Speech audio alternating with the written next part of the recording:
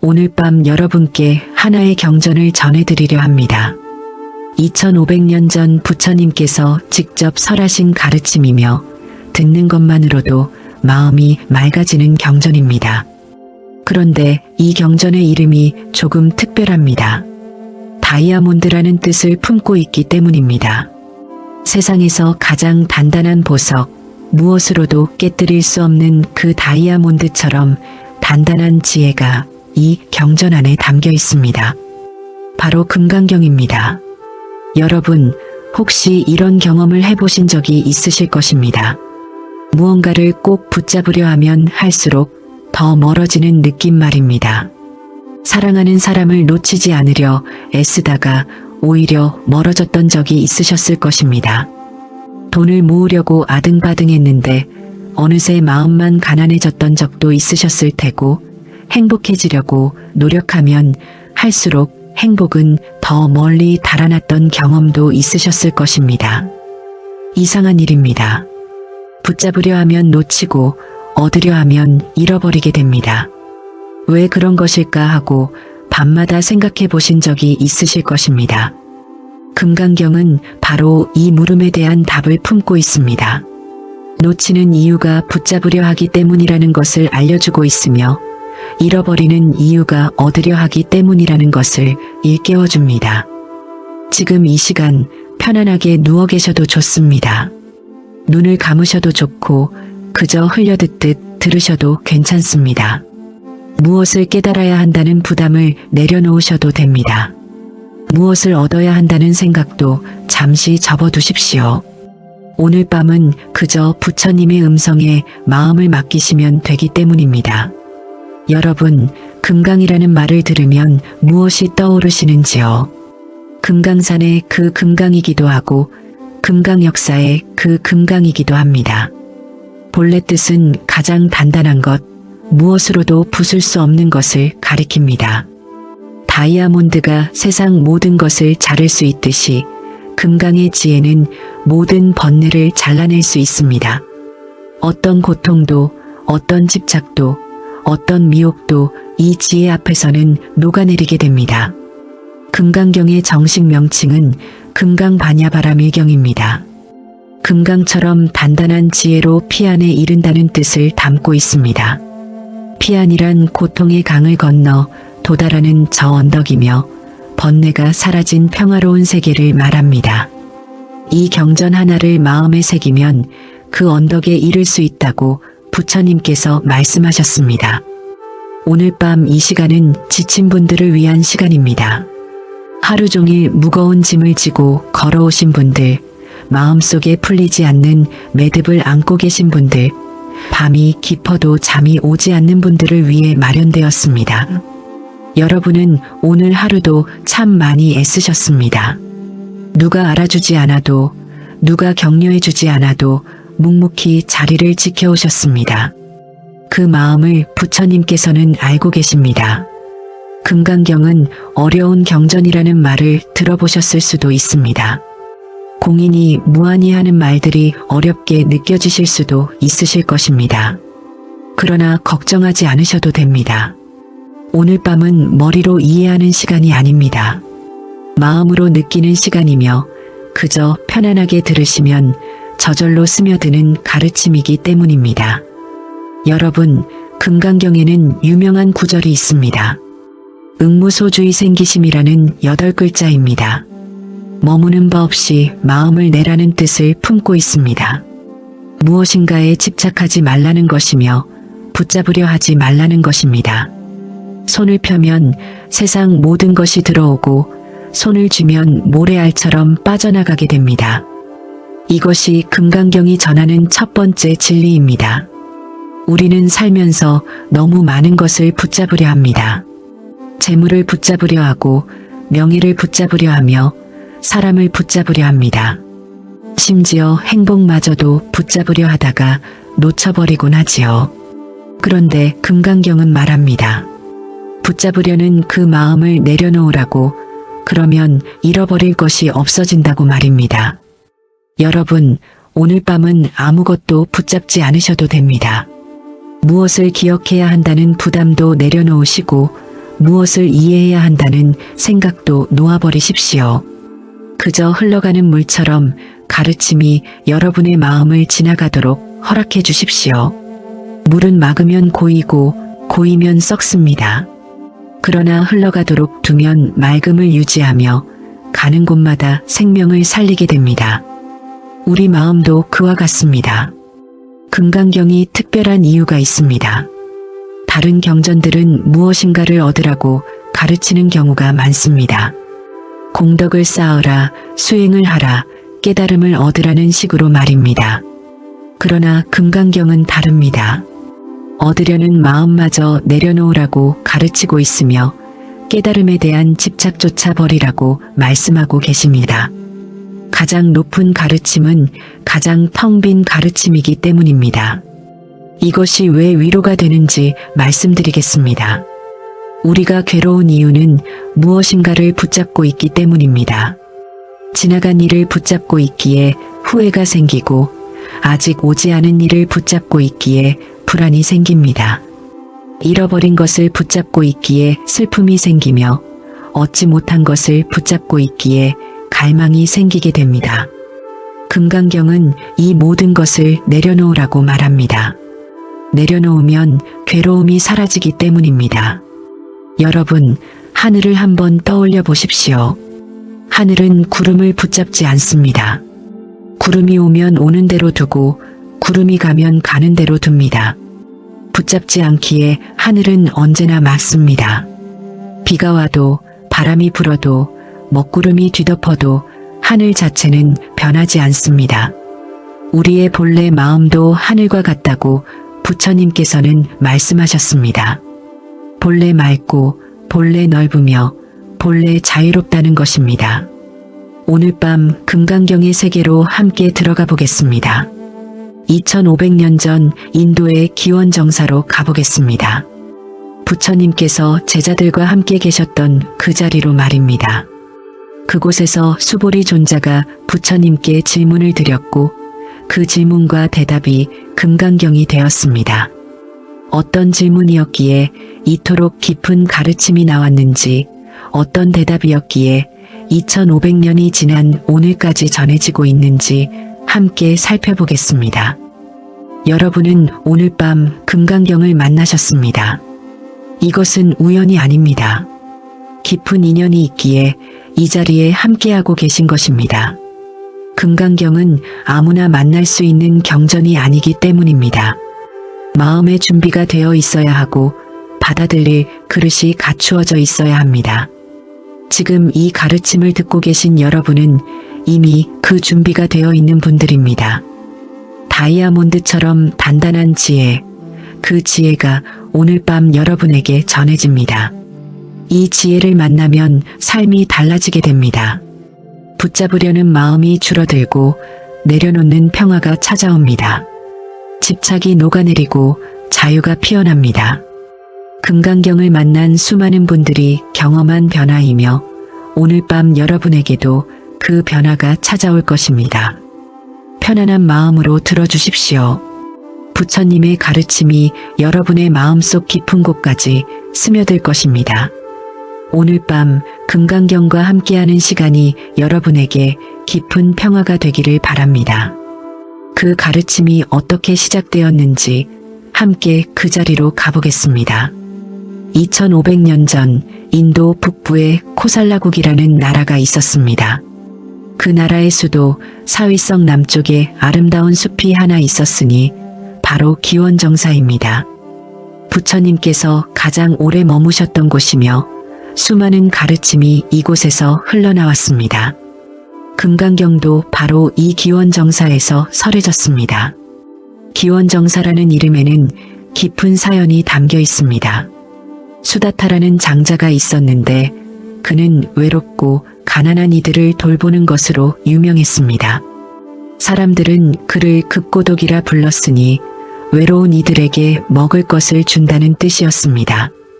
어느 날 급고독 장자는 부처님의 가르침을 듣고 깊이 감동하였으며 부처님과 제자들이 머무실 곳을 마련해 드리고 싶었습니다.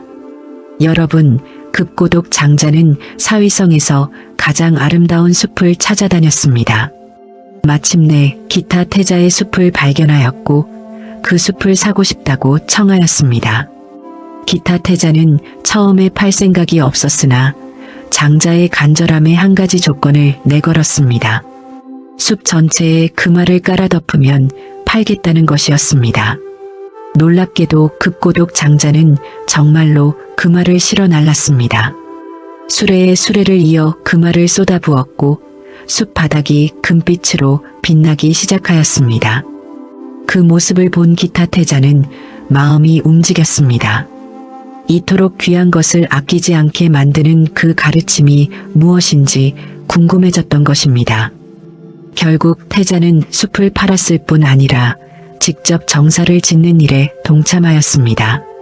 그래서 이 숲은 기수급 고독원이라 불리게 되었으니 기타 태자의 숲에 급고독 장자가 세운 정사라는 뜻입니다.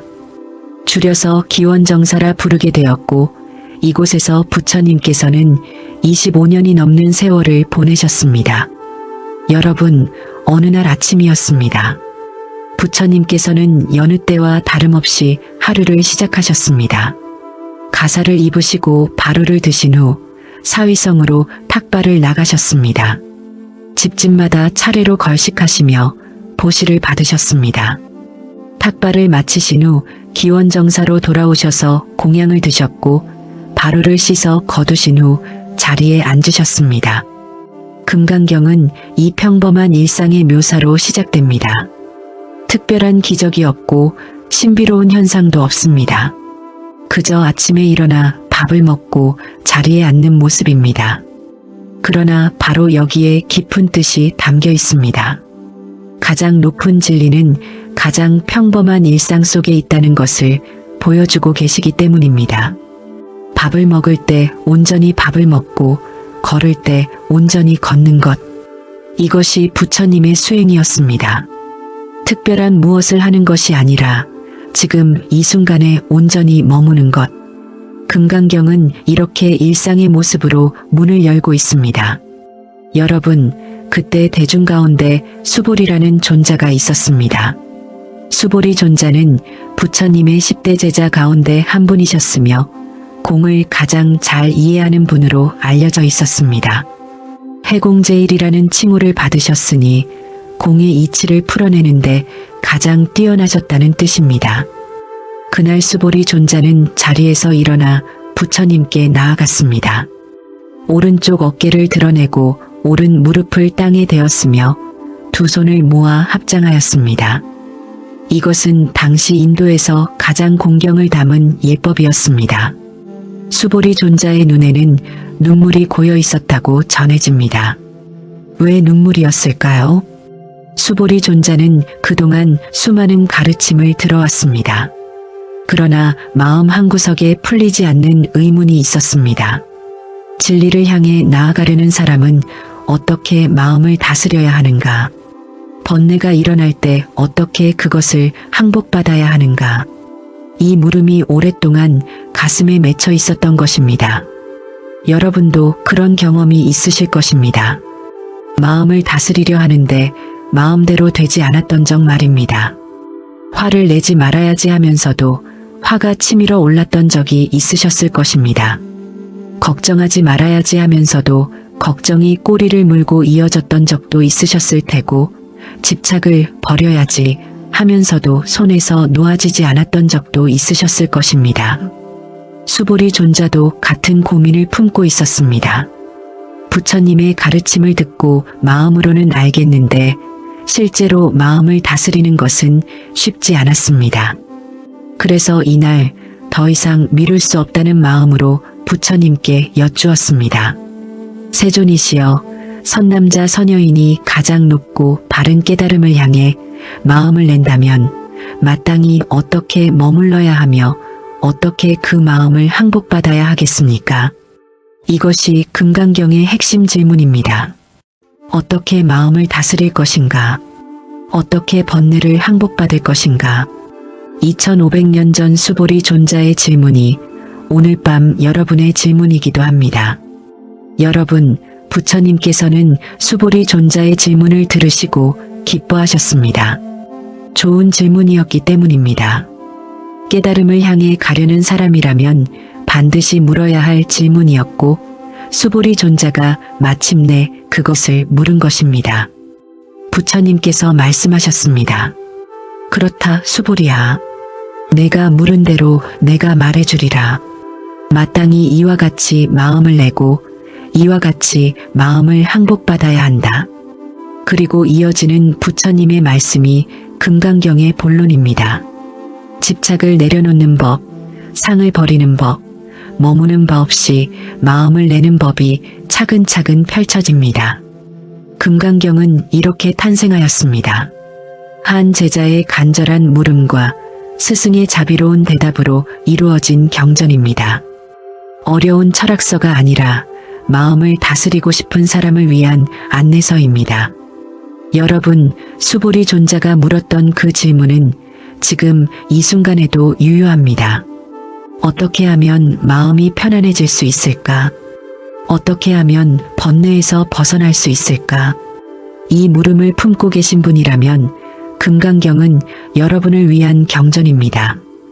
오늘 밤 부처님의 대답을 함께 들어보겠습니다. 기원정사에서 울려 퍼졌던 그 음성이 2500년의 시간을 건너 지금 여러분에게 전해집니다. 편안한 마음으로 들어주십시오. 부처님께서 수보리에게 가장 먼저 알려주신 것이 있습니다. 그것은 바로 4가지 상을 버리라는 가르침이었습니다. 아상, 인상, 중생상, 수자상.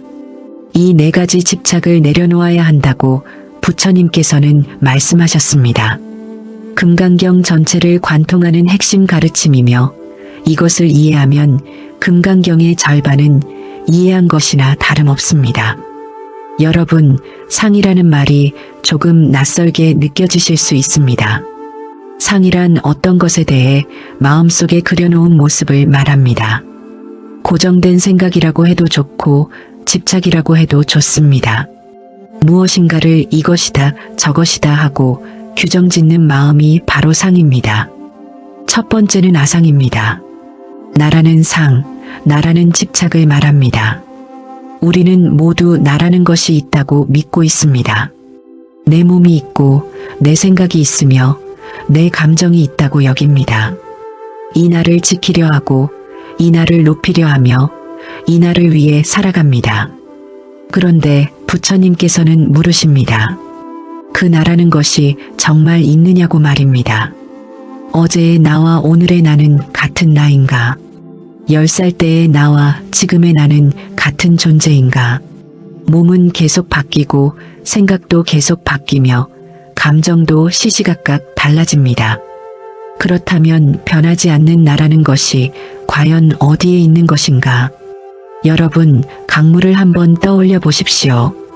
강물은 끊임없이 흐릅니다. 어제 흐르던 물과 오늘 흐르는 물은 다른 물입니다. 그런데 우리는 그것을 같은 강이라고 부릅니다. 한강은 여전히 한강이고 낙동강은 여전히 낙동강입니다. 그러나 실제로 그 안을 흐르는 물은 단 한순간도 같은 적이 없습니다. 우리의 몸과 마음도 이 강물과 같습니다. 세포는 끊임없이 죽고 새로 태어나며 생각은 쉴 새 없이 바뀌고 감정은 파도처럼 밀려왔다 밀려갑니다. 고정된 나라는 것은 어디에도 없습니다. 다만 흐름이 있을 뿐이며 변화가 있을 뿐입니다. 아상을 버린다는 것은 이 진실을 받아들이는 것입니다. 나라는 것이 없다는 말이 아닙니다. 나라는 것에 집착하지 말라는 뜻입니다. 나를 지키려는 마음, 나를 높이려는 마음, 나만 옳다는 마음, 이런 집착을 내려놓으라는 것입니다. 여러분, 두 번째는 인상입니다. 남이라는 상, 타인이라는 집착을 말합니다. 아상이 나에 대한 집착이라면 인상은 남에 대한 분별입니다. 저 사람은 나와 다르다, 저 사람은 남이다 하고 선을 긋는 마음이지요. 우리는 살면서 수많은 선을 긋습니다. 나와 남, 우리와 그들, 이쪽과 저쪽. 이 선 때문에 다툼이 생기고 이 선 때문에 미움이 생깁니다. 가족이라는 선 안에 있으면 사랑하고 선 밖에 있으면 무관심합니다. 같은 편이면 돕고 다른 편이면 경계합니다. 그러나 깊이 들여다보면 나와 남의 경계는 허물어집니다. 내가 숨쉬는 이 공기는 아까 누군가가 내신 공기입니다. 내가 먹는 이 음식은 수많은 사람의 손을 거쳐온 것입니다. 나는 혼자 존재하는 것이 아니라 모든 것과 연결되어 있습니다. 인상을 버린다는 것은 이 연결을 보는 것입니다. 나와 남이 둘이 아니라는 것을 아는 것이지요. 저 사람이 아프면 나도 아프고 저 사람이 기쁘면 나도 기쁜 것. 그것이 인상을 버린 자리에서 피어나는 자비입니다. 여러분, 세 번째는 중생상입니다. 중생이라는 상, 생명 있는 존재라는 집착을 말합니다. 이것은 조금 더 미세한 분별입니다. 살아있는 것과 살아있지 않은 것, 의식이 있는 것과 없는 것을 나누는 마음입니다. 우리는 보통 사람을 가장 귀하게 여기고 동물은 그 다음이며 식물은 그보다 못하다고 생각합니다. 돌이나 흙은 생명이 없으니 아무렇게나 대해도 된다고 여깁니다. 이것이 중생상입니다. 그러나 화엄의 눈으로 보면 티끌 하나에도 온 우주가 담겨 있습니다. 돌멩이 하나도 오랜 세월 바람과 물과 햇빛을 품고 있습니다. 살아있다 살아있지 않다는 구분도 결국은 마음이 만들어낸 경계입니다. 중생상을 버린다는 것은 모든 존재를 똑같이 귀하게 여기는 것입니다. 사람만 소중한 것이 아니라 풀 한 포기 벌레 한 마리도 소중합니다. 이 마음이 깊어지면 함부로 할 수 있는 것이 없어집니다. 여러분, 네 번째는 수자상입니다. 수명이라는 상, 시간에 대한 집착을 말합니다.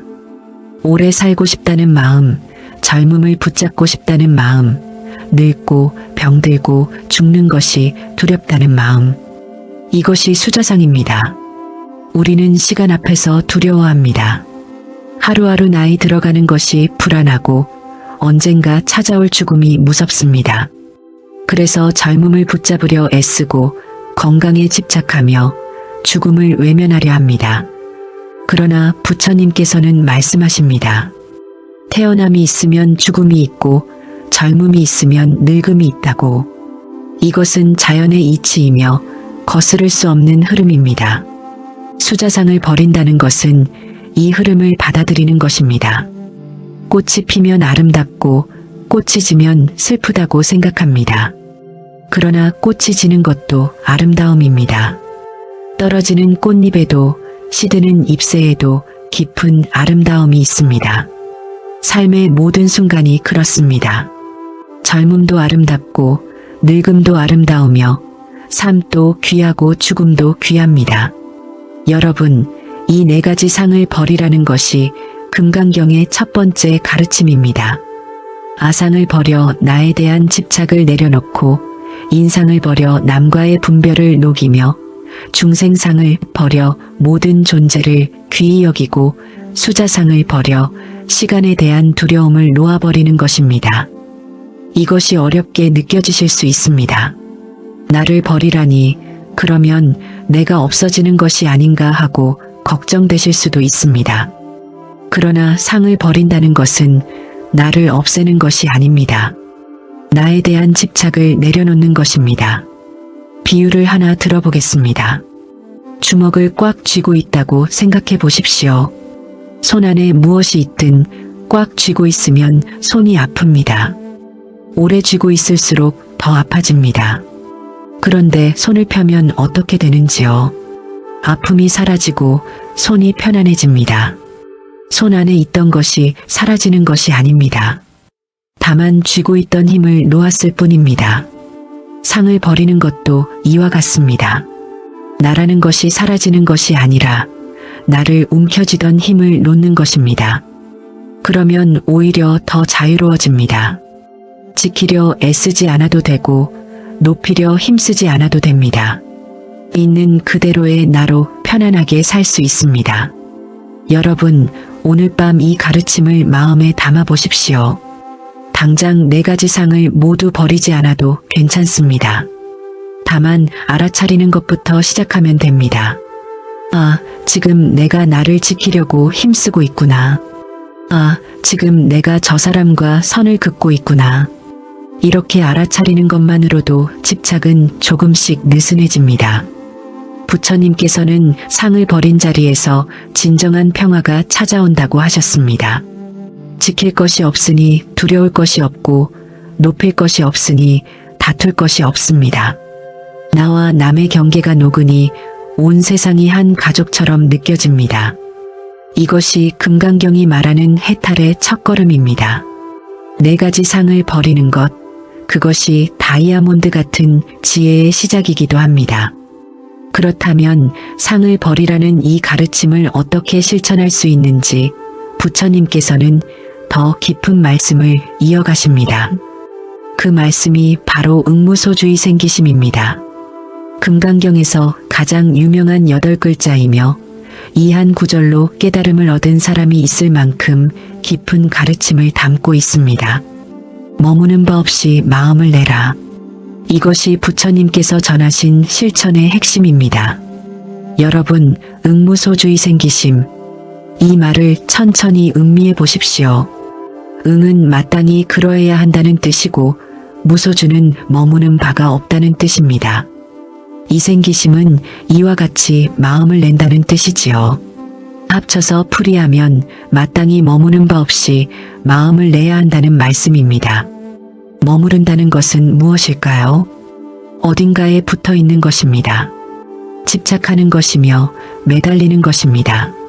좋은 일이 있으면 그 좋음에 머물고 나쁜 일이 있으면 그 나쁨에 머뭅니다. 칭찬을 받으면 칭찬에 머물러 우쭐해지고 비난을 받으면 비난에 머물러 괴로워합니다. 부처님께서는 이 머무름을 놓으라고 하셨습니다. 좋은 일이 와도 거기에 머물지 말고 나쁜 일이 와도 거기에 머물지 말라고 하셨습니다. 오는 것은 오는 대로 두고 가는 것은 가는 대로 두라는 것입니다. 여러분, 이것이 왜 중요한지 말씀드리겠습니다. 우리가 괴로운 이유는 머물러 있기 때문입니다. 이미 지나간 일에 머물러 후회하고 아직 오지 않은 일에 머물러 걱정합니다. 누군가에게 들은 말에 머물러 화를 내고 잃어버린 것에 머물러 슬퍼합니다. 그런데 생각해 보십시오. 지나간 일은 이미 지나갔습니다. 아무리 붙잡아도 돌아오지 않습니다. 오지 않은 일은 아직 오지 않았습니다. 아무리 걱정해도 바뀌지 않습니다. 머무름은 아무것도 해결해주지 않으면서 다만 우리를 괴롭게 할 뿐입니다. 응무소주의 생기심, 머무는 바 없이 마음을 내라.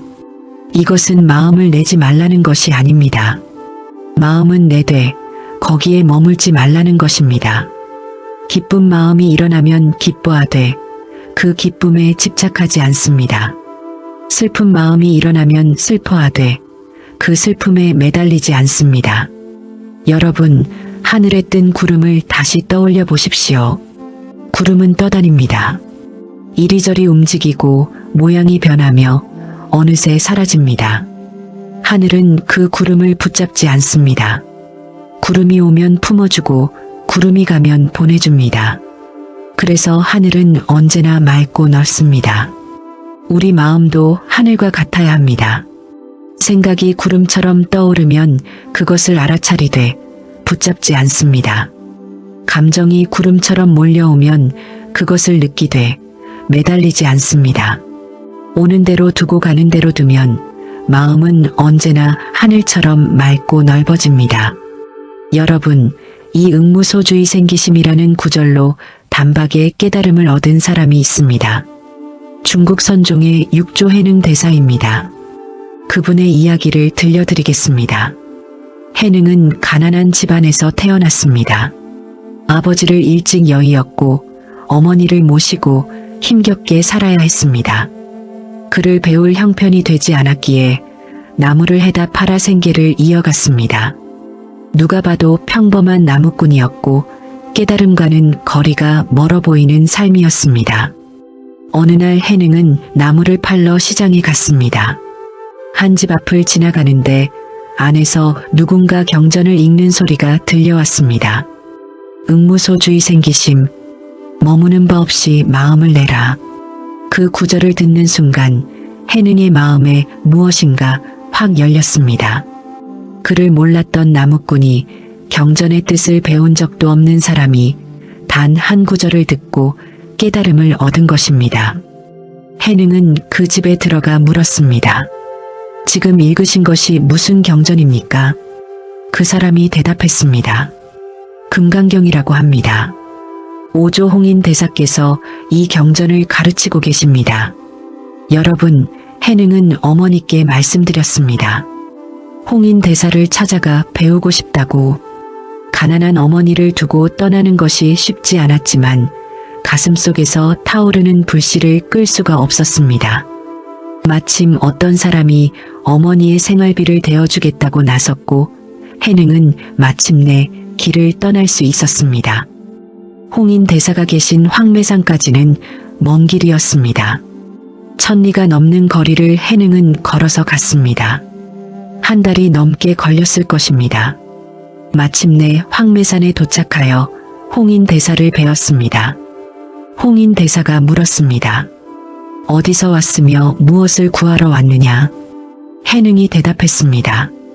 영남에서 왔으며 부처가 되고자 왔습니다.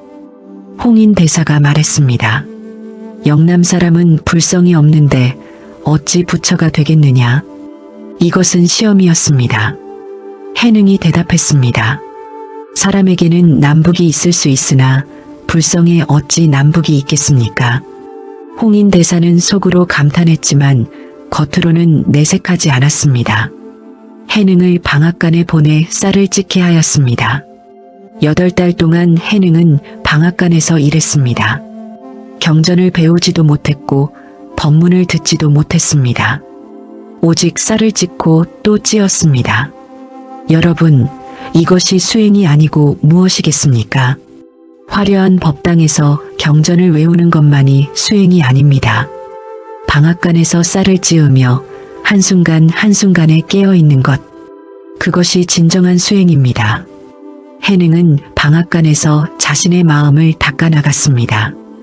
어느 날 홍인 대사가 선언했습니다. 제자들에게 개송을 지어 바치라고 하셨습니다. 가장 뛰어난 개송을 지은 사람에게 법을 전하겠다는 것이었습니다. 모든 제자들의 눈이 신수 상좌에게 쏠렸습니다. 신수는 홍인 대사 문화에서 가장 뛰어난 제자로 알려져 있었기 때문입니다. 신수가 개송을 지어 벽에 붙였습니다. 몸은 깨달음의 나무요, 마음은 맑은 거울과 같으니 때때로 부지런히 닦아서 먼지가 끼지 않게 하라. 많은 제자들이 이 개송을 보고 감탄했습니다. 홍인 대사도 이 개송을 칭찬하셨습니다. 그러나 해능은 달리 생각했습니다. 누군가에게 부탁하여 자신의 개송을 벽에 적어달라고 했습니다. 글을 모르는 해능은 직접 쓸 수가 없었기 때문입니다. 그 개송은 이러했습니다. 깨달음은 본래 나무가 아니요 맑은 거울 또한 받침대가 없으니 본래 한 물건도 없거늘 어디에 먼지가 끼겠는가. 여러분, 이 개송의 뜻을 새겨보십시오. 신수의 개송은 마음을 닦아야 한다고 했습니다. 먼지가 끼지 않도록 부지런히 닦으라고 했습니다. 이것은 좋은 가르침이지만 아직 머무름이 있습니다. 닦아야 할 마음이 있고 제거해야 할 먼지가 있다는 생각에 머물러 있습니다. 해능의 개송은 다릅니다. 본래 한 물건도 없다고 했습니다. 닦아야 할 마음도 없고 제거해야 할 먼지도 없습니다. 본래 깨끗한데 무엇을 닦겠습니까? 본래 부처인데 무엇을 더하겠습니까? 이것이 응무소주의 생기심의 경지입니다. 머무는 바가 없는 것입니다. 홍인 대사는 해능의 개송을 보시고 아직 견성하지 못했다고 말씀하셨습니다. 그리고 신발로 그 개송을 지워버리셨습니다. 그러나 이것은 다른 제자들의 시기를 피하기 위한 방편이었습니다. 그날 밤 홍인대사는 몰래 해능을 불러 금강경을 설해 주셨습니다. 다시 한번 응무소주의 생기심 구절에 이르렀을 때 해능은 크게 깨달았습니다. 이윽고 홍인대사는 해능에게 법과 가사와 바루를 전하셨습니다. 해능은 그렇게 육조가 되었습니다. 글도 모르는 나무꾼이 중국 선종의 6번째 조사가 된 것입니다. 여러분, 해능 대사의 이야기가 우리에게 전하는 것이 있습니다. 깨달음은 배움에 많고 적음에 있지 않습니다. 신분에 높고 낮음에 있지 않으며 나이에 많고 적음에도 있지 않지요. 오직 마음을 내려놓는 데 있습니다. 머무는 바 없이 마음을 내는 데 있기 때문입니다. 우리나라에도 이 가르침이 깊이 뿌리내렸습니다. 원효 대사께서는 해골물 사건으로 유명합니다. 당나라로 유학을 가시던 중 밤에 목이 말라 물을 마셨는데 아침에 보니 해골의 고인물이었습니다. 그 순간 원효 대사는 깨달으셨습니다. 마음이 일어나면 온갖 것이 생겨나고 마음이 사라지면 해골도 무덤도 둘이 아니라는 것을. 이것이 바로 응무소주의 생기심의 다른 표현입니다. 마음이 머물면 분별이 생기고 마음이 머물지 않으면 분별이 사라집니다. 어젯밤의 달콤한 물과 아침의 해골물이 다르지 않습니다. 다만 마음이 머무는 곳에 따라 달라 보일 뿐입니다. 여러분, 오늘 밤 이 가르침을 삶에 적용해 보십시오. 내일 좋은 일이 생기면 기뻐하되 그 기쁨에 너무 머물지 마십시오. 기쁨에 머물면 기쁨이 사라질 때 슬퍼지기 때문입니다. 힘든 일이 생기면 힘들어하되 그 힘듦에 너무 머물지 마십시오. 힘듦에 머물면 힘듦이 더 커지기 때문입니다. 물처럼 흘러가십시오. 물은 바위를 만나면 돌아가고 웅덩이를 만나면 채우고 넘칩니다. 어디에도 머물지 않기에 물은 결국 바다에 이릅니다. 우리 마음도 그와 같습니다. 머무는 바 없이 흘러가면 결국 평화의 바다에 이르게 됩니다. 응무소주의 생기심, 이 8글자를 가슴에 새겨 두십시오. 머무는 바 없이 마음을 내라. 이것이 금강경이 전하는 수행의 핵심이며 괴로움에서 벗어나는 길입니다. 그렇다면 마음을 비우면 비로소 무엇이 가능해지는지 부처님께서는 보시에 대해 말씀하십니다. 보시란 베푸는 것입니다. 나눔이며 주는 것입니다. 그런데 부처님께서는 보시에도 참된 보시가 있고 참되지 못한 보시가 있다고 하셨습니다. 마음을 비운 자리에서 하는 보시가 참된 보시이며 집착이 섞인 보시는 아무리 많이 베풀어도 공덕이 온전하지 못하다고 하셨습니다. 여러분, 우리는 살면서 많은 것을 베풉니다. 돈을 기부하기도 하고 시간을 내어 봉사하기도 합니다. 어려운 이웃을 돕기도 하고 아는 것을 가르쳐 주기도 하지요. 이 모든 것이 보시입니다. 그런데 베풀고 나서 마음이 어떠하신지요? 잘했다는 뿌듯함이 남기도 하고 고맙다는 말을 듣지 못하면 서운함이 남기도 합니다. 내가 이만큼 했는데 왜 알아주지 않을까 하는 마음이 생기기도 하고 저 사람은 받기만 하고 감사할 줄 모른다는 원망이 생기기도 합니다. 이런 마음이 남는다면 그것은 아직 참된 보시가 아니라고 부처님께서는 말씀하셨습니다. 금강경에서는 이렇게 말씀하고 계십니다. 보살이 보시를 행할 때 상에 머물러 보시하지 말아야 한다고. 상에 머문다는 것은 무엇인가에 집착한다는 뜻입니다. 내가 베풀었다는 생각에 머물거나 저 사람이 받았다는 생각에 머물거나 무엇을 주었다는 생각에 머무는 것입니다. 이것을 삼륜청정이라고 합니다. 세 바퀴가 깨끗하다는 뜻이지요. 주는 사람도 비우고 받는 사람도 비우며 주고받는 물건도 비우는 것입니다. 이 세 가지에 집착하지 않을 때 보시는 비로소 완전해집니다. 여러분, 이것이 왜 중요한지 생각해 보십시오. 내가 베풀었다는 생각에 머물면 교만이 생깁니다. 나는 주는 사람이고 저 사람은 받는 사람이라는 분별이 생기며 그 분별 속에서 높고 낮음이 만들어집니다. 베풀면서 오히려 상대방에게 상처를 줄 수도 있습니다. 받는 사람에 대한 생각에 머물면 기대가 생깁니다. 저 사람이 고마워해야 한다. 저 사람이 잘 써야 한다는 기대가 생기고 그 기대가 충족되지 않으면 실망하게 됩니다. 베풀고도 마음이 편하지 않은 이유가 여기에 있습니다. 주고받는 물건에 대한 생각에 머물면 아까움이 생깁니다. 이만큼이나 주었는데, 이렇게 좋은 것을 주었는데 하는 마음이 남습니다. 주고 나서도 마음 한구석에 무엇인가 걸려있게 됩니다. 삼륜청정의 보시는 이 모든 것을 비웁니다. 주었다는 생각도 없고 받았다는 생각도 없으며 무엇을 주었다는 생각도 없습니다. 마치 오른손이 한 일을 왼손이 모르는 것처럼 베풀고도 베푼 줄 모르는 것입니다. 여러분, 이런 경험이 있으실 것입니다. 누군가를 도와주었는데 나중에 그 일을 까맣게 잊어버린 적 말입니다. 그런데 상대방이 오랜 시간이 지나 찾아와서 감사하다고 말할 때 무슨 일인지 기억이 나지 않아 어리둥절했던 적이 있으실 것입니다. 그것이 바로 삼륜청정에 가까운 보시입니다. 베풀고도 베푼 줄 모르니 거기에 집착이 없었던 것이지요. 부처님께서는 보시의 종류에 대해서도 말씀하셨습니다. 크게 세 가지가 있습니다. 재보시, 법보시, 무예보시입니다.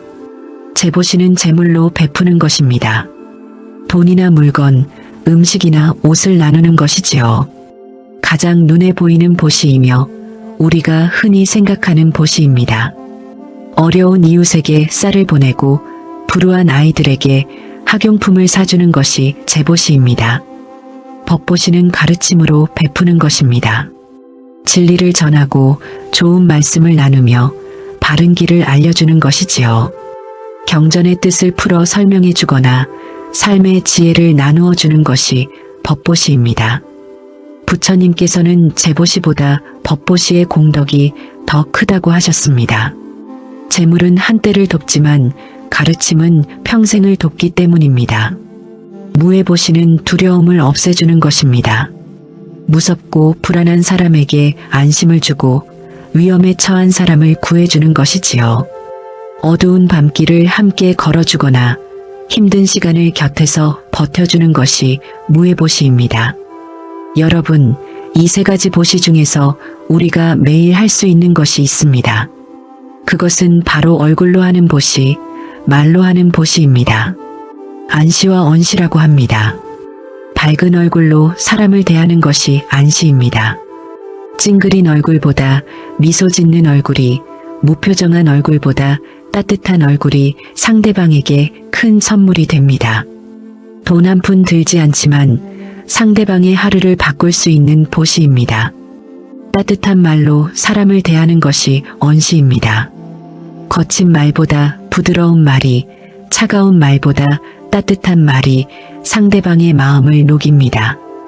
수고했다는 말 한마디, 고맙다는 말 한마디가 지친 사람에게 큰 힘이 됩니다. 여러분, 이런 작은 보시가 모여 세상을 바꿉니다. 거창한 기부를 하지 않아도 됩니다. 큰 돈을 내지 않아도 됩니다. 오늘 만나는 사람에게 미소 한 번 더 짓고 따뜻한 말 한마디 더 건네는 것. 그것이 우리가 매일 할 수 있는 보시입니다. 그리고 무엇보다 중요한 것은 이 모든 보시를 하면서 집착하지 않는 것입니다. 내가 미소 지어 주었다는 생각에 머물지 않고 내가 좋은 말을 해주었다는 생각에 머물지 않는 것입니다. 베풀고 잊어버리는 것, 주고 비워버리는 것. 그것이 금강경이 말하는 참된 보시입니다. 부처님께서는 이렇게 말씀하셨습니다. 보살이 상에 머물지 않고 보시하면 그 복덕은 헤아릴 수 없다고. 동쪽 허공을 헤아릴 수 있겠느냐? 남쪽, 서쪽, 북쪽, 사방, 상하의 허공을 헤아릴 수 있겠느냐고 물으셨습니다. 헤아릴 수 없다고 대답하니 부처님께서 말씀하셨습니다. 상에 머물지 않고 보시하는 보살의 복덕도 그와 같이 헤아릴 수 없다고. 여러분, 이 말씀의 뜻을 새겨보십시오. 집착 없이 베푸는 보시의 공덕은 무한합니다. 허공처럼 끝이 없고 바다처럼 다음이 없습니다. 왜 그럴까요? 집착이 없으면 보시하는 마음도 허공처럼 넓어지기 때문입니다. 베풀어도 줄어들지 않는 마음, 주어도 비어있는 마음. 그 마음에서 나오는 보시이기에 그 공덕도 허공처럼 무한한 것입니다. 오늘 밤 이 가르침을 마음에 담아 두십시오. 내일 누군가에게 베풀 기회가 있다면 삼륜청정을 떠올려 보십시오. 내가 준다는 생각을 내려놓고 저 사람이 받는다는 생각을 내려놓으며 무엇을 준다는 생각을 내려놓아 보십시오. 그저 물 흐르듯 자연스럽게 베풀어 보십시오. 처음에는 어려울 수 있습니다. 베풀고 나면 자꾸 생각이 나고 고맙다는 말을 기다리게 될 수도 있습니다. 그래도 괜찮습니다. 알아차리는 것부터 시작하면 됩니다. 아, 내가 지금 집착하고 있구나. 이렇게 알아차리면 집착은 조금씩 느슨해집니다. 여러분, 진정한 보시는 주는 사람도 행복하고 받는 사람도 행복합니다. 집착이 없기에 주는 사람은 가벼워지고 분별이 없기에 받는 사람은 편안해집니다. 이것이 금강경이 말하는 보시의 참뜻입니다. 그런데 이렇게 집착 없이 베풀기 위해서는 먼저 형상에 속지 않는 눈이 필요합니다. 모든 형상이 허망하다는 것을 알아야 비로소 집착을 내려놓을 수 있기 때문입니다. 금강경에는 이런 구절이 있습니다. 범소유상 계시어망 약견제상비상 즉견열애. 모든 형상 있는 것은 다 허망하니 만약 모든 형상이 형상 아님을 보면 곧 열애를 보리라. 이것이 형상에 속지 않는 눈을 여는 가르침입니다. 여러분, 형상이란 무엇일까요? 눈에 보이는 모든 것입니다. 사람의 얼굴도 형상이고 산과 강도 형상이며 꽃과 나무도 모두 형상입니다. 우리가 보고 듣고 만지는 모든 것이 형상이지요. 그런데 부처님께서는 이 모든 형상이 허망하다고 하셨습니다. 허망하다는 말이 조금 무섭게 들릴 수 있습니다. 내가 보는 것이 다 거짓이라는 말인가? 이 세상이 존재하지 않는다는 말인가 하고 의아하실 수 있습니다. 그러나 부처님께서 말씀하신 허망함은 그런 뜻이 아닙니다. 형상은 분명히 있습니다. 꽃은 피어 있고 산은 서 있으며 사람은 살아가고 있습니다. 부처님께서 허망하다고 하신 것은 그 형상이 영원하지 않다는 뜻입니다. 변하지 않는 것처럼 보이지만 실은 끊임없이 변하고 있으며 고정된 것처럼 보이지만 실은 한순간도 머물러 있지 않다는 뜻입니다. 여러분, 꽃 한 송이를 떠올려 보십시오. 아침에 활짝 피어 있던 꽃이 저녁이면 조금 시들어 있습니다. 어제 보았던 그 꽃과 오늘 보는 이 꽃은 같은 꽃일까요? 형상은 같아 보이지만 실은 매 순간 변하고 있습니다. 세포가 죽고 새로 생기며 수분이 빠져나가고 색이 바래갑니다. 우리 눈에는 같은 꽃으로 보이지만 실제로는 단 한순간도 같은 적이 없습니다. 우리 몸도 마찬가지입니다. 거울을 보면 어제와 같은 얼굴이 보입니다.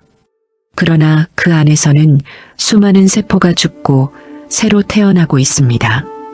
피부는 끊임없이 벗겨지고 새로 만들어지며 뼈조차도 조금씩 바뀌고 있습니다. 7년이 지나면 우리 몸의 모든 세포가 바뀐다고 합니다.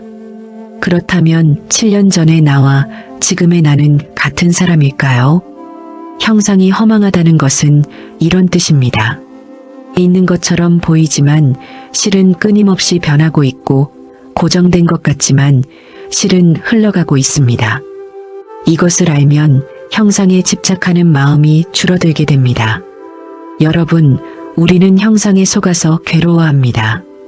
젊은 모습을 붙잡으려 하다가 늙어가는 것이 괴롭고 건강한 모습을 붙잡으려 하다가 아픈 것이 괴롭습니다. 사랑하는 사람의 모습을 붙잡으려 하다가 그 모습이 변하면 슬퍼합니다. 그러나 형상이 허망하다는 것을 알면 이 괴로움에서 벗어날 수 있습니다. 원래 변하는 것이니 변한다고 슬퍼할 것이 없습니다. 원래 흘러가는 것이니 흘러간다고 붙잡을 것이 없습니다. 꽃이 피면 피는 대로 아름답고 꽃이 지면 지는 대로 아름다운 것입니다. 부처님께서는 더 깊은 말씀을 하셨습니다. 형상으로 나를 보려 하거나 음성으로 나를 구하려 하면 이 사람은 삿된 길을 가는 것이니 열애를 보지 못하리라. 부처님조차도 형상으로 볼 수 없다는 말씀입니다. 여러분, 우리는 부처님 하면 어떤 모습을 떠올립니다. 절에 모셔진 불상의 모습, 보리수 아래 앉아 계신 모습, 자비로운 미소를 띤 모습. 그러나 부처님께서는 그런 형상이 부처님이 아니라고 하셨습니다. 형상에 매이면 진짜 부처님을 볼 수 없다고 하셨습니다. 진짜 부처님은 어디에 계실까요? 형상 너머에 계십니다. 눈에 보이는 모습이 아니라 그 모습을 통해 전해지는 진리 안에 계십니다. 깨달음의 빛 안에 계시며 자비의 마음 안에 머무십니다. 형상을 넘어서야 비로소 열애를 볼 수 있는 것입니다. 이것은 우리 삶에도 적용됩니다. 우리는 사람을 볼 때 형상으로 봅니다. 얼굴이 잘생겼다 못생겼다, 옷이 좋다 나쁘다, 지위가 높다 낮다, 이런 형상에 따라 사람을 판단합니다. 그러나 형상이 허망하다는 것을 알면 형상 너머를 보게 됩니다. 여러분, 형상 너머에는 무엇이 있을까요? 그 사람의 본래 마음이 있습니다. 불성이 있고 부처의 씨앗이 있습니다. 겉모습은 다 달라도 그 안에 있는 본성은 같습니다. 이것을 보면 사람을 차별하는 마음이 사라집니다. 잘생긴 사람이나 못생긴 사람이나 부자나 가난한 사람이나 높은 사람이나 낮은 사람이나 모두 같은 본성을 지니고 있습니다. 형상의 눈으로 보면 천차만별이지만 본질의 눈으로 보면 하나입니다.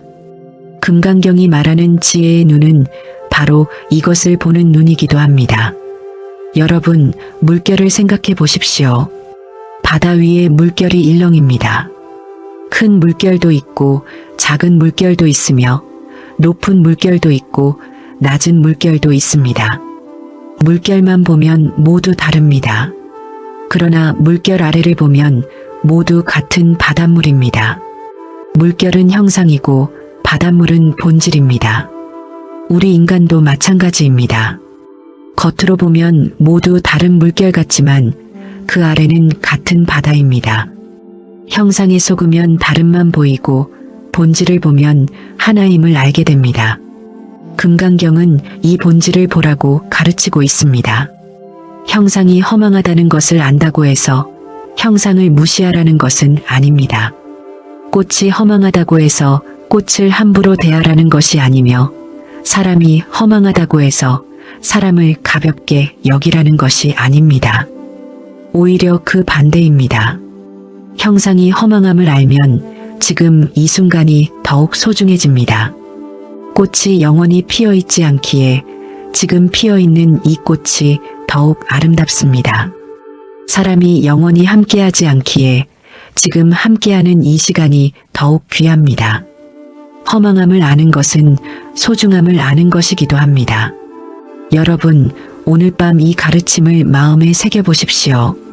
내일 무엇인가를 볼 때 형상 너머를 보려고 해보십시오. 사람을 만날 때 겉모습이 아니라 그 안의 마음을 보려고 해보십시오. 일이 잘 풀리지 않을 때 이것도 변하리라는 것을 기억해 보십시오. 범소유상 계시어망. 모든 형상 있는 것은 다 허망합니다. 그러나 그 허망함 속에서 변하지 않는 진리가 빛나고 있습니다. 형상은 변해도 진리는 변하지 않으며 물결은 사라져도 바다는 남아 있습니다. 그 변하지 않는 것을 보는 눈, 그것이 금강경이 전하는 지혜의 눈입니다. 이 형상의 허망함을 더욱 분명하게 보여주는 가르침이 있습니다. 금강경의 마지막을 장식하는 사국의 일체유의법의 지혜입니다. 일체유의법, 여몽한포영, 여로역여전, 응작여시관. 금강경 전체를 마무리하는 네 구절의 개송입니다. 사국예라고 불리며 이 짧은 개송 안에 금강경의 모든 지혜가 압축되어 있습니다.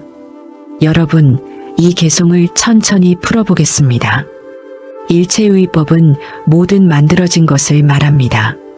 인연이 모여 생겨난 것, 조건이 갖추어져 이루어진 것, 이 세상에 존재하는 모든 현상을 가리킵니다. 우리 몸도 유의법이고 우리 마음도 유의법이며 우리가 보고 듣고 느끼는 모든 것이 유의법입니다.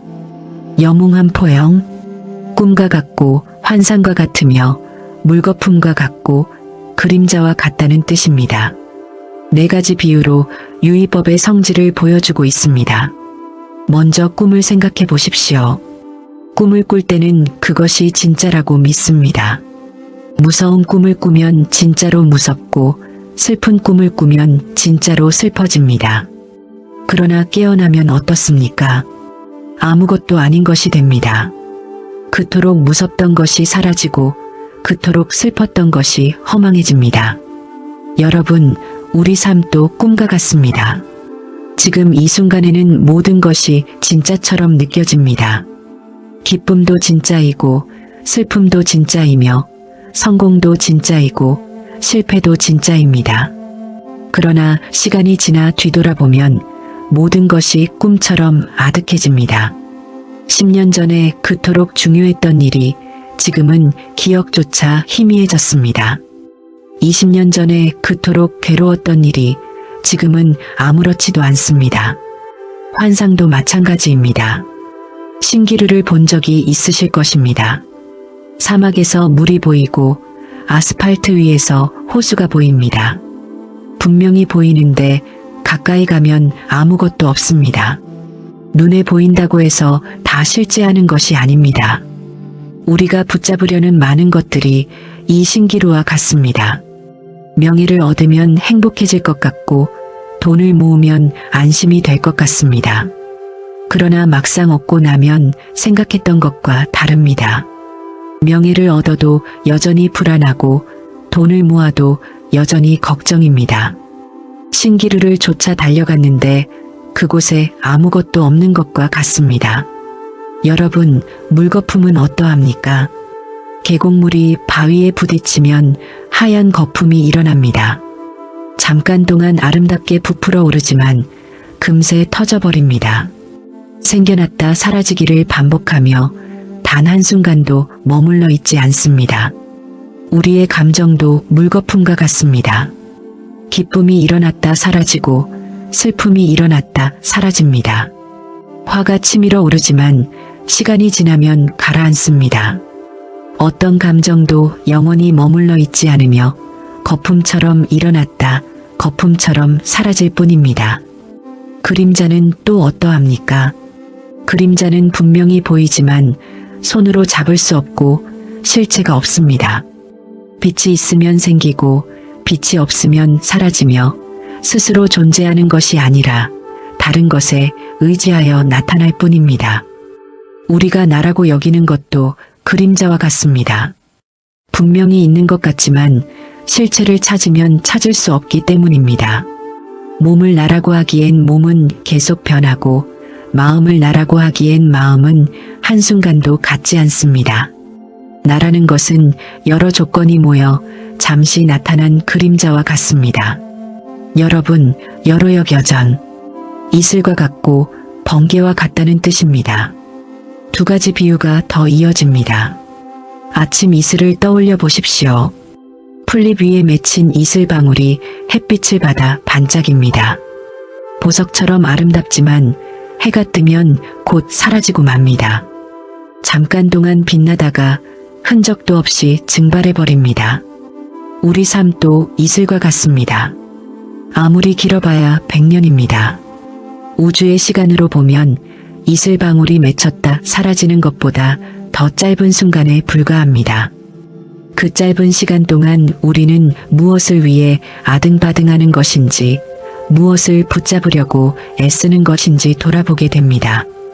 번개는 더욱 짧습니다.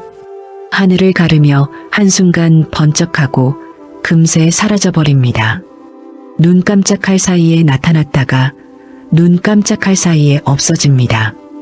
그 찰나의 빛이 번개의 전부입니다. 우리 생각도 번개와 같습니다. 한 생각이 일어났다가 사라지고 다른 생각이 일어났다가 사라집니다. 한순간도 쉬지 않고 생각이 번갈아 나타나지만 어떤 생각도 오래 머물지 못합니다. 번개처럼 번쩍였다가 번개처럼 사라질 뿐입니다. 응자겨시관, 마땅히 이와 같이 보아야 한다는 뜻입니다. 부처님께서는 이 6가지 비유로 세상을 보라고 하셨습니다. 꿈처럼, 환상처럼, 물거품처럼, 그림자처럼, 이슬처럼, 번개처럼 보라고 하셨습니다. 여러분, 이것이 허무주의가 아니냐고 물으실 수 있습니다. 다 꿈 같고 허망하다면 살아서 무엇 하느냐고 생각하실 수 있습니다. 그러나 부처님의 가르침은 허무주의가 아닙니다.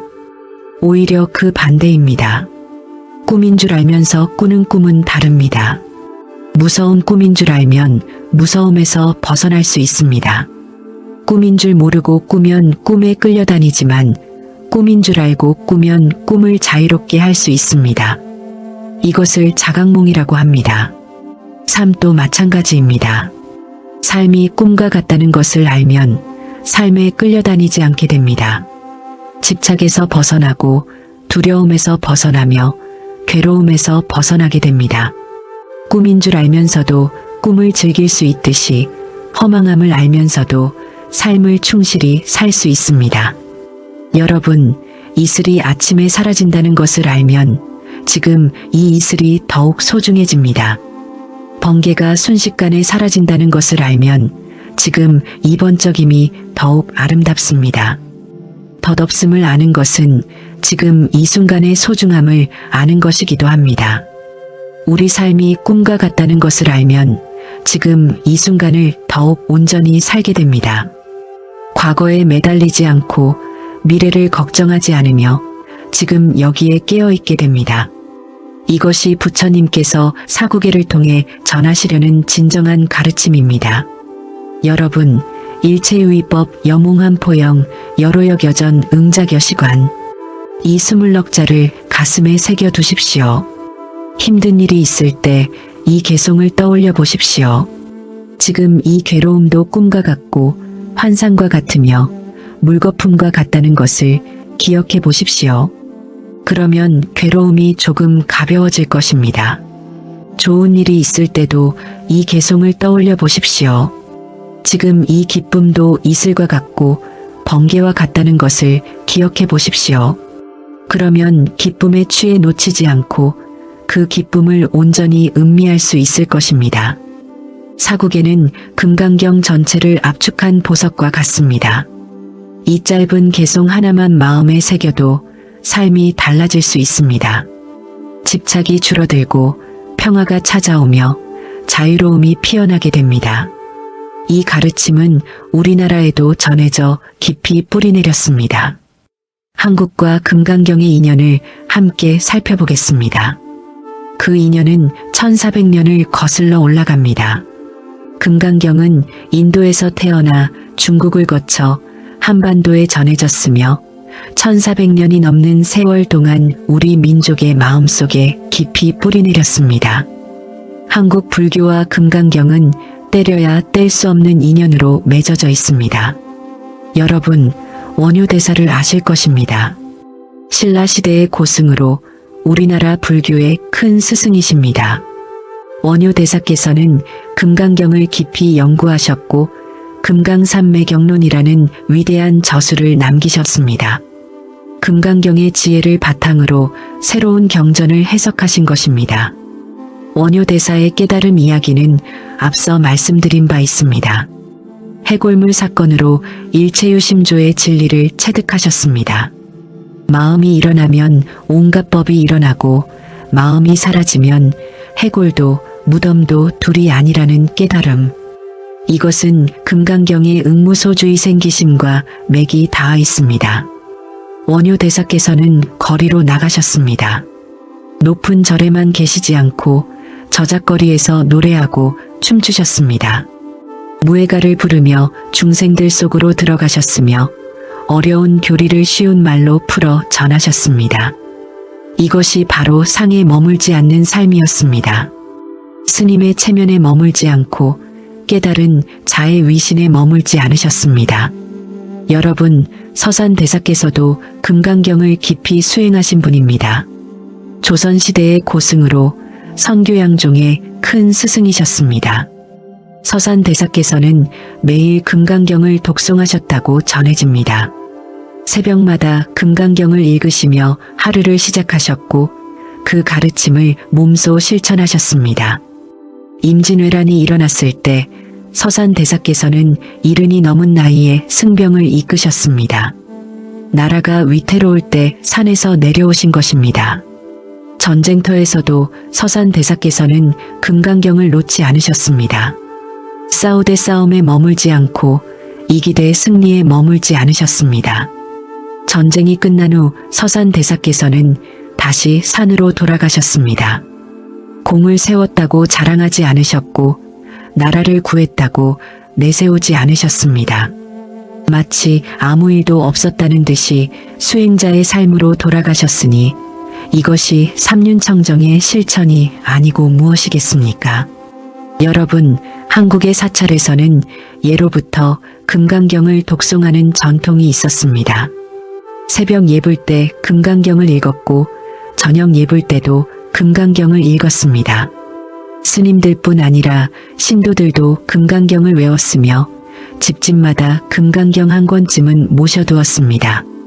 특히 49제와 천도제에서 금강경을 독송하는 전통이 있습니다. 사람이 돌아가시면 49일 동안 제를 올리는데 이때 빠지지 않고 읽는 경전이 금강경입니다. 왜 하필 금강경일까요? 돌아가신 분의 영혼이 집착을 내려놓도록 돕기 위해서입니다. 이승에 대한 미련, 남겨진 가족에 대한 걱정, 못다한 일에 대한 아쉬움, 이런 집착들이 영혼을 붙잡고 있으면 편안히 가실 수가 없습니다. 금강경의 가르침이 그 집착을 풀어드리는 것입니다. 여러분, 일체유의법 여몽한포영, 모든 것이 꿈과 같고 환상과 같다는 가르침이 돌아가신 분께 전해집니다. 이승의 삶도 꿈과 같았으니 이제 그 꿈에서 깨어나 편안히 가시라는 뜻이 담겨 있습니다. 응무소주의 생기심, 머무는 바 없이 마음을 내라는 가르침이 영혼을 자유롭게 해드립니다. 남겨진 가족들에게도 금강경은 위로가 됩니다. 사랑하는 사람을 떠나보낸 슬픔, 다시는 볼 수 없다는 그리움, 이런 마음들이 가슴을 찢어놓습니다. 그런데 금강경을 읽으며 만남과 헤어짐도 꿈과 같다는 것을 떠올립니다. 형상은 사라져도 인연은 사라지지 않으며 몸은 떠나도 마음의 연결은 영원하다는 것을 깨닫게 됩니다. 여러분, 어르신들 중에는 새벽마다 금강경을 독송하시는 분들이 계십니다. 아직 해가 뜨기 전 고요한 새벽에 목탁 소리와 함께 금강경을 읽으시는 할머니들, 그 모습을 본 적이 있으신 분도 계실 것입니다. 시골 마을의 새벽은 고요합니다. 그 고요함 속에서 어디선가 금강경 읽는 소리가 들려옵니다. 여시암은 일시불 제사위국 기수급 고독원 여대비구중 1250인구, 낮고 정갈한 음성이 새벽 공기를 타고 퍼져나갑니다. 그 할머니들께서는 왜 새벽마다 금강경을 읽으셨을까요? 누가 시켜서가 아닙니다. 복을 받으려고만도 아니셨습니다. 금강경을 읽으면 마음이 편안해지셨기 때문입니다. 하루를 시작하기 전에 마음을 닦으셨고 세상의 시끄러움이 시작되기 전에 고요함을 채우셨습니다. 여러분, 그 할머니들은 교리를 깊이 아시지 못했을 수도 있습니다. 범소유상 계시어망이 무슨 뜻인지, 응무소주의 생기심이 어떤 경지인지 설명하지 못하셨을 수도 있습니다. 그러나 몸으로 아셨습니다. 금강경을 읽으면 마음이 맑아진다는 것을, 집착이 녹아내린다는 것을 체험으로 깨달으셨습니다. 평생을 고생하며 사셨던 분들입니다. 자식 키우느라 허리가 휘고 농사 짓느라 손이 거칠어지셨습니다. 남편을 먼저 보내신 분도 계셨고 자식을 잃은 슬픔을 안고 사신 분도 계셨습니다. 그 모든 괴로움을 안고 새벽마다 금강경을 읽으셨습니다. 금강경이 그분들의 위로였습니다. 삶이 힘들어도 꿈과 같다는 것을 알았기에 견딜 수 있었고 형상이 허망하다는 것을 알았기에 집착을 놓을 수 있었습니다. 금강경은 그렇게 우리 어머니들의, 할머니들의 삶을 지탱해 주었습니다. 여러분, 지금도 전국의 사찰에서는 금강경이 읽히고 있습니다.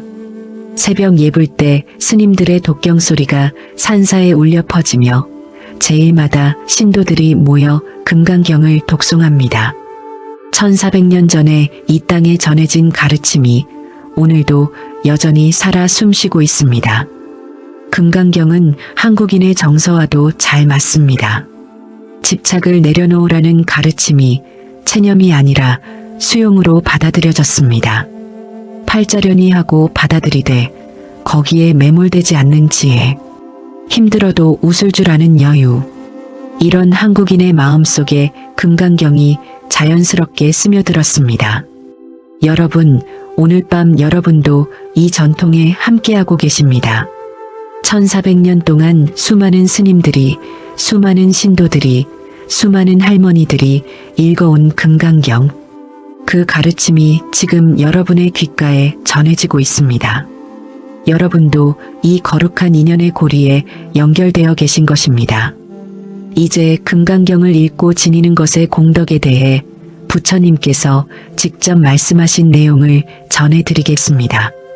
부처님께서는 금강경 곳곳에서 이 경전을 읽고 지니는 공덕에 대해 말씀하셨습니다. 그 공덕이 얼마나 큰지 비유를 들어 설명해 주셨습니다. 듣고 나면 놀라지 않을 수 없는 말씀입니다. 여러분, 부처님께서 수보리 존자에게 물으셨습니다.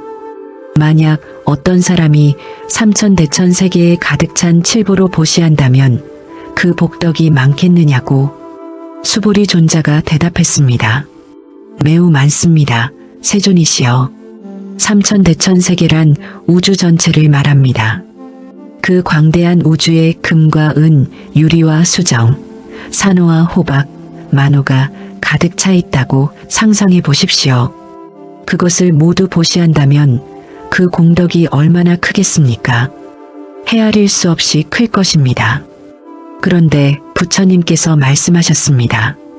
만약 어떤 사람이 이 경전에서 사국의 등을 받아 지니고 다른 사람을 위해 설해준다면 그 복덕이 앞에 보시보다 더 크다고, 우주를 가득 채운 보물보다 금강경 네 구절을 받아 지니는 것이 더 큰 공덕이라는 말씀입니다. 여러분, 이것이 어떻게 가능한 것일까요? 보물은 아무리 많아도 언젠가는 다합니다. 금은 보화를 아무리 쌓아도 쓰면 줄어들고 잃으면 사라집니다. 그러나 지혜는 다르기 때문입니다.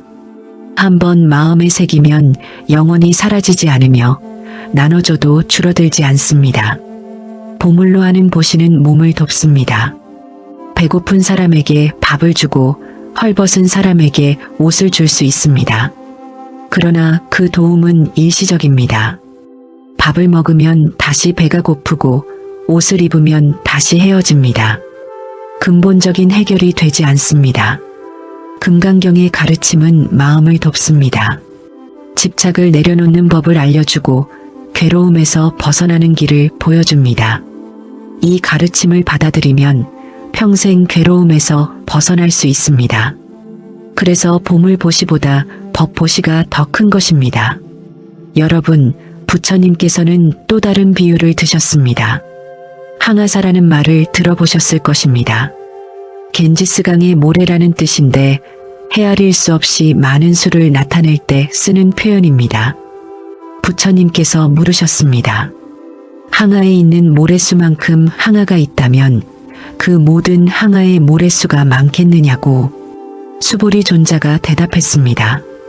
항아만 해도 그 수가 무량한데 하물며 그 모래이겠습니까? 부처님께서 다시 말씀하셨습니다. 그 모래 수만큼의 삼천대천세계에 칠보를 가득 채워 보시한다 해도 금강경 사구계를 받아 지니고 설해주는 공덕이 더 크다고 상상할 수 없는 비유입니다. 무한에 무한을 곱한 것보다 금강경 네 구절이 더 크다는 말씀이니까요. 여러분, 왜 이토록 공덕이 클까요? 금강경은 모든 부처님을 낳는 어머니와 같기 때문입니다. 부처님께서 직접 말씀하셨습니다. 일체의 부처님과 모든 부처님의 최상의 깨달음이 다 이 경전에서 나온다고. 금강경을 읽고 깨달으면 부처가 됩니다. 부처를 만드는 경전이니 그 공덕이 무량한 것은 당연합니다. 보물은 보물을 만들 뿐이지만 금강경은 부처를 만듭니다.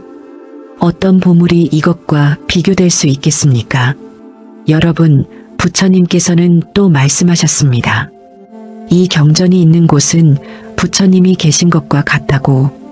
금강경을 모신 곳에 부처님께서 함께 계시며 금강경을 읽는 사람 곁에 부처님께서 함께 하신다는 뜻입니다. 절에 가지 않아도 스님을 뵙지 않아도 금강경을 읽으면 부처님을 친견하는 것과 같습니다. 지금 이 순간 여러분도 금강경의 가르침을 듣고 계시니 부처님께서 여러분 곁에 계신 것입니다. 부처님께서는 수지독송의 공덕도 말씀하셨습니다. 수지란 받아서 지닌다는 뜻이고 독송이란 읽고 외운다는 뜻입니다. 금강경을 받아 지니고 읽고 외우면 한량없는 공덕이 생긴다고 하셨습니다. 여러분, 그런데 한 가지 조건이 있습니다. 공덕을 바라고 읽으면 그것은 완전한 공덕이 아닙니다. 복을 받으려고 읽으면 복에 집착하는 것이 됩니다. 금강경은 집착을 내려놓으라고 가르치는데 공덕에 집착하면 가르침을 어기는 것입니다. 가장 큰 공덕은 공덕을 구하지 않는 데서 옵니다. 그냥 읽는 것입니다. 아무것도 바라지 않고 아무것도 기대하지 않으며 그저 읽는 것입니다. 그러면 공덕은 저절로 따라옵니다. 마치 그림자가 몸을 따르듯이 공덕이 수행을 따라오게 됩니다. 여러분, 부처님께서는 이 경전을 듣고 믿는 마음을 내는 것만으로도 공덕이 있다고 하셨습니다. 완전히 이해하지 못해도 괜찮습니다. 다 외우지 못해도 괜찮습니다. 듣고 마음에 믿음이 생기면 그것만으로도 인연이 맺어진 것입니다. 오늘 밤 여러분은 금강경을 듣고 계십니다. 모든 말씀을 다 이해하지 못하셨더라도 마음 한구석에 무엇인가 닿는 것이 있으셨다면 그것이 바로 인연입니다. 그 인연의 씨앗이 언젠가 싹을 틔우고 꽃을 피우며 열매를 맺게 됩니다. 부처님께서는 또 말씀하셨습니다. 이 경전을 받아 지닌 사람은 과거에 이미 무량한 부처님을 모시고 공양한 사람이라고. 금강경을 만나는 것 자체가 과거의 성근 때문이라는 뜻입니다. 여러분, 지금 이 가르침을 듣고 계신 여러분은 이미 큰 인연을 지니고 계신 분들입니다. 아무나 금강경을 만나는 것이 아닙니다. 아무나 이 가르침에 귀 기울이는 것이 아닙니다. 과거의 인연이 있기에 오늘 이 자리에 계신 것이며 성근이 있기에 이 말씀을 듣고 계신 것입니다. 그러니 자신을 낮추지 마십시오. 나는 부족하다, 나는 아직 멀었다 하고 스스로를 깎아내리지 마십시오. 여러분은 이미 부처님과 인연을 맺은 분들이며 깨달음의 씨앗을 품고 계신 분들입니다. 여러분, 금강경의 공덕은 말로 다 할 수 없습니다. 부처님께서도 비유로서 설명하셨을 뿐 그 진정한 크기는 표현할 수 없다고 하셨습니다. 다만 한 가지 확실한 것은 이 경전을 읽고 지니면 삶이 달라진다는 것입니다. 집착이 조금씩 줄어들고 마음이 조금씩 가벼워집니다.